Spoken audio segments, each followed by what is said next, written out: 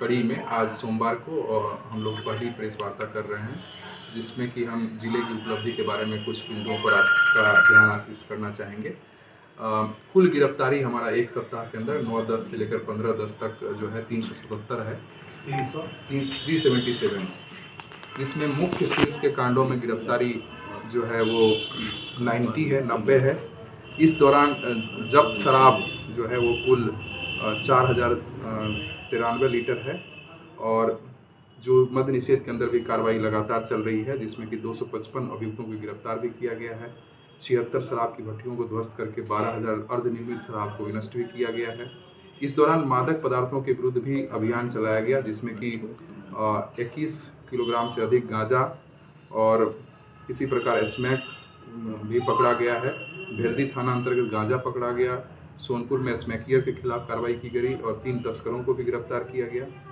हम लोग लगातार जो है जनता के शिकायतों को भी सुनते हैं, और पुलिस अधीक्षक के कार्यालय में जो है जनता के दरबार में पुलिस अधीक्षक कार्यक्रम प्रत्येक शुक्रवार को किया जाता है। इस शुक्रवार को 14/10 को 172 आवेदकों की शिकायत सुनी गई और विभिन्न स्तरों पर पदाधिकारियों को निर्देशित भी किया गया। ज़्यादातर मामलों में सीधे तौर पर उसी समय कार्रवाई का निर्देश दिया जाता है, और कई मामलों में निदान भी ससमय कर दिया जाता है।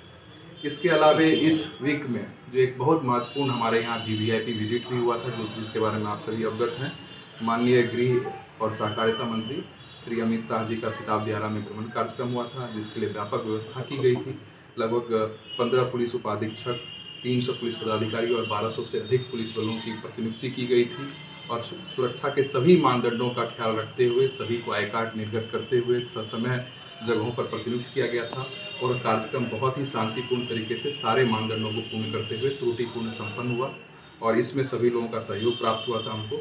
इसके लिए जो है पुलिस की तरफ से हम सभी लोगों का भी आभार व्यक्त करते हैं, क्योंकि उसमें बहुत सारे सारण के भी आम लोग और जनप्रतिनिधि भी भाग लिए थे, और यूपी साइड से भी बहुत लोग आए थे। यातायात व्यवस्था भी ठीक ठाक उसमें संधारित की गई थी।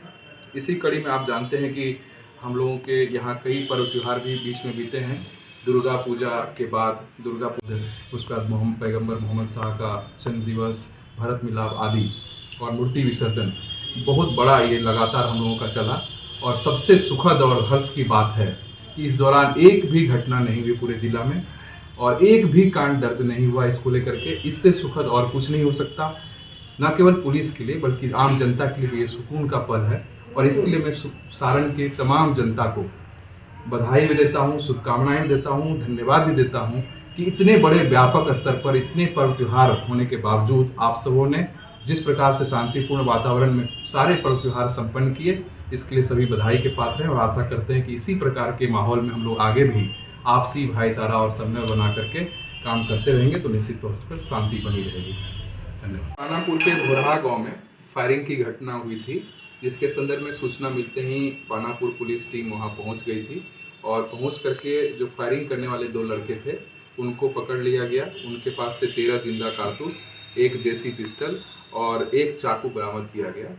पूछताछ के दौरान और प्रारंभिक अनुसंधान में ये बात सामने आई है कि ये लड़के अभी नए उम्र के हैं और अपराध जगत में अपना काम शुरू किए हैं, और इसी दौरान जो है इनका आपसी विवाद उसी गांव के एक लड़के से थी, जिसके साथ ये गए थे विवाद करने के लिए। लेकिन इसी बीच उसके घर वाले के साथ इनका झड़प हुआ, और उसी दौरान जो है ये लोग को खदेड़ने का प्रयास किया गया वहाँ के स्थानीय लोगों द्वारा। तो इन लोगों के द्वारा आनन फानन में फायरिंग की गई, जिससे कि 2 लड़कों को दोनों को हाथ में उसको जख्म हुआ है।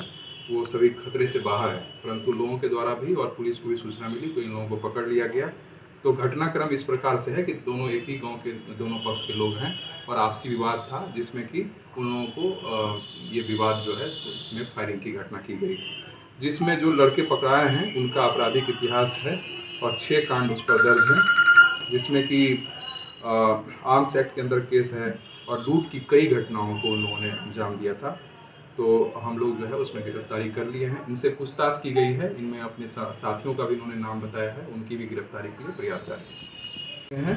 इनका आपराधिक इतिहास जो है वो 2020 से है, जिसमें पानापुर में 22/12/2020 को लूट की घटना में वो सम्मिलित थे, 5/7/2021 को लूट की घटना को पारित किए थे। इसके अलावा ये आर्म्स एक्ट के केस में भी और SC/ST के केस में भी और उत्पाद अधिनियम के कांड में भी जेल जा चुके हैं। तो इस प्रकार इनका आपराधिक इतिहास है और वो लोग जेल से छूट करके आए हुए थे और अपने जो एक अपराधी साथी से ही उनका विवाद था, जिससे वो मिलने गए थे और विवाद करने गए थे। जिसमें से बहुत सारे हथियार कारगर हैं, कुछ खिलौनों की बात आ जाती है, फिर भी कुछ कारगर भी मिलते हैं। ये हथियार जो जहाँ से मिलता है अपराधियों के पास है, क्या उसका पुलिस पता लगाने की कोशिश करती है? उसके आखिर वो कौन उस चेन में घुसने का प्रयास कभी पुलिस करती है कि नहीं? देखिए, जो भी हथियार बरामद होते हैं हम लोग पूछताछ भी करते हैं और कई बार इसका चेन इस्टेब्लिश भी होता है, कई बार नहीं भी हो पाता है, क्योंकि जो हथियार मिलते हैं, ज़्यादातर हथियार जो है वो देसी ही होता है और कई बार जो है लोकल लोगों से उनको मिला होता है, तो उन पर हम लोग पकड़ने की कोशिश करते हैं। तो इसमें भी हमारा प्रयास लगातार जारी होता है। अभी इसके उपरांत, ये घटना के उपरांत हम लोग जो है साप्ताहिक जो जानकारी देनी है उसके संदर्भ में हम कुछ बताना चाहें। एक वीडियो वायरल हुआ था जिसके आधार पर अभियुक्त घर पे कुर्की की गई थी। पूरा मामला क्या था और पुलिस ने क्या कार्रवाई की? आप सभी को ज्ञात होगा कि 1 वर्ष पूर्व में एक वीडियो वायरल हुआ था जिसमें एक महिला के साथ कुछ लोग जो है ऐसी घटनाएं कर रहे थे जो कि जिसका वीडियो बना करके वायरल किया गया था और वो घटना काफ़ी शर्मसार करने वाला था। उसमें त्वरित कार्रवाई करते हुए 12 घंटे के अंदर 4 अभियुक्तों को उसी दिन पकड़ लिया गया था और बाकी जो लोग बचे हुए थे उनकी भी बाद में गिरफ्तारी हुई थी। उसमें से एक अभियुक्त बच गया था जो कि फरार चल रहा है, तो उसके घर पर प्रभावी तरीके से कुर्की की गई है।